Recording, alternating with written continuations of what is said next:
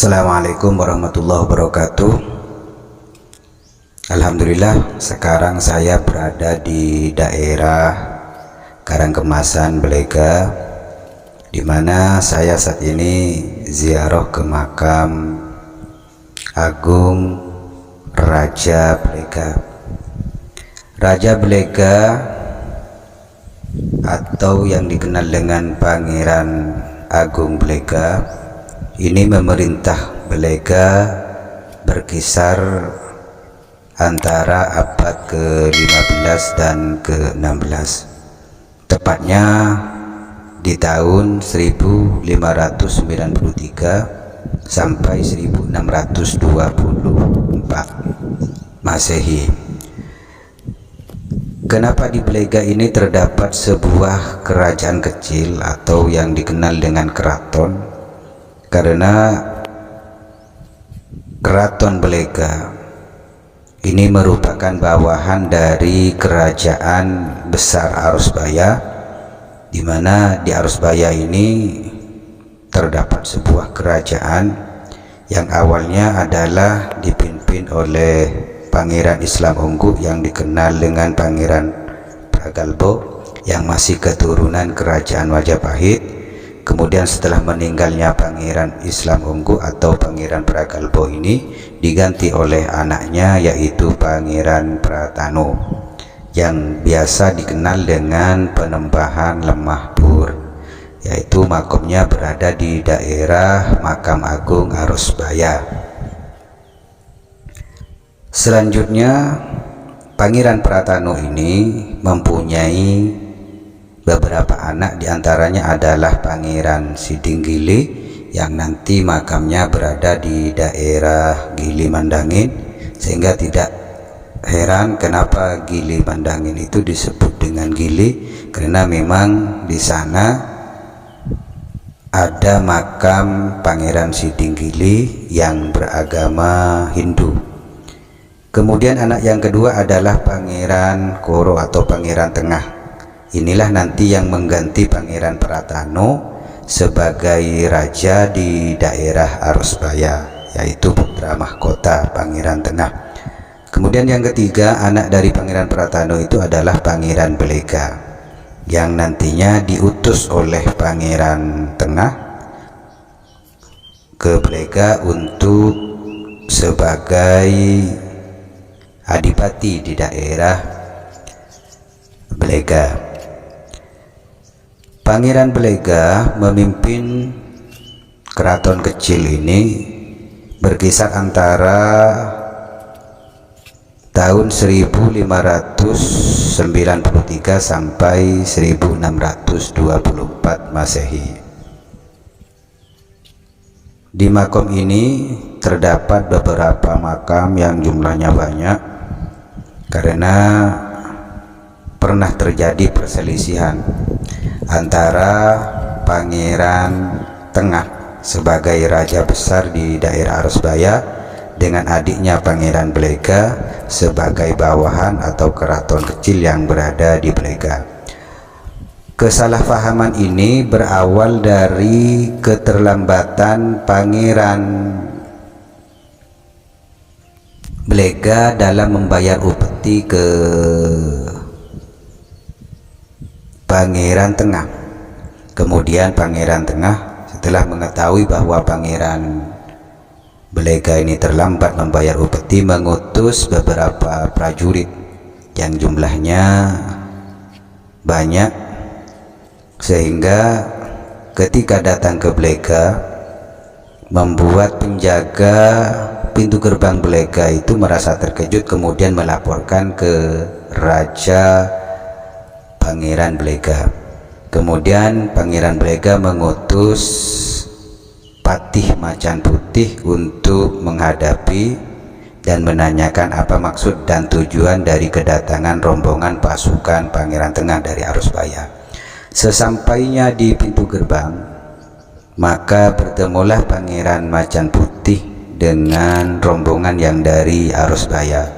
Pangeran Macan Putih kemudian bertanya, untuk apa kalian datang ke Belega dengan iring-iringan pasukan lengkap dengan senjata perang? Maka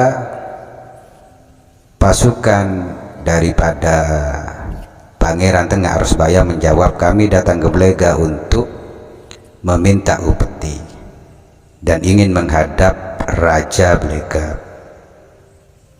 Pangeran Macan Putih kemudian sangat marah karena tidak pantas meminta upeti atau menagih upeti dengan jumlah pasukan lengkap dengan senjatanya yang begitu banyak.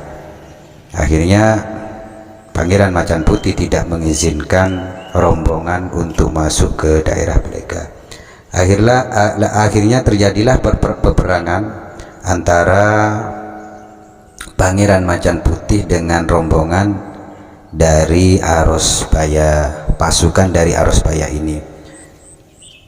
Dalam peperangan yang tidak sebanding, kemudian Pangeran Macan Putih ini merubah dirinya menjadi macan putih kembar, sehingga pada waktu itu mengamuk, sehingga ketika mengamuk itulah maka pasukan dari Arusbaya kocar kacir, ada sebagian yang meninggal, sebagian lagi kembali lagi ke Arusbaya dan melaporkan kejadian-kejadian yang terjadi di daerah Arusbaya ini. Setelah dilaporkan ke Pangeran Tengah, kemudian Pangeran Tengah ini akhirnya mengutus jumlah pasukan yang lebih besar daripada pasukan sebelumnya, sehingga tepat perkiraan sekitar jam 3 sore atau ba'da asar, setelah sholat asar, maka terjadilah perang yang sangat sengit.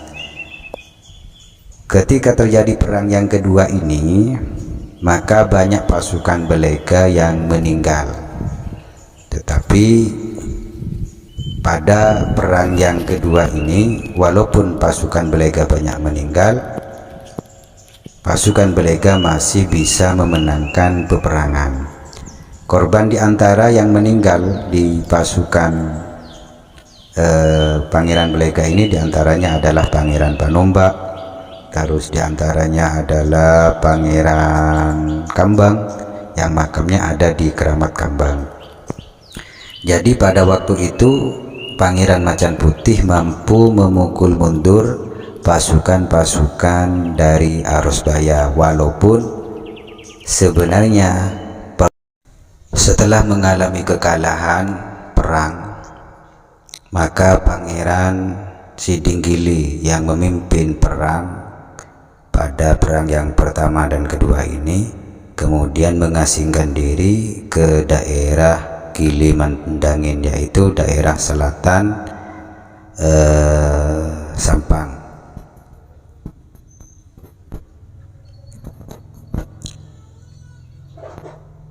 Dari kekalahan-kekalahan ini kemudian Pangeran Tengah sebagai raja besar di Arusbaya kemudian mempunyai siasat untuk bagaimana mengalahkan pasukan Blega dengan cara yaitu pura-pura beritikat baik untuk bertemu dengan adiknya yaitu Pangeran Blega.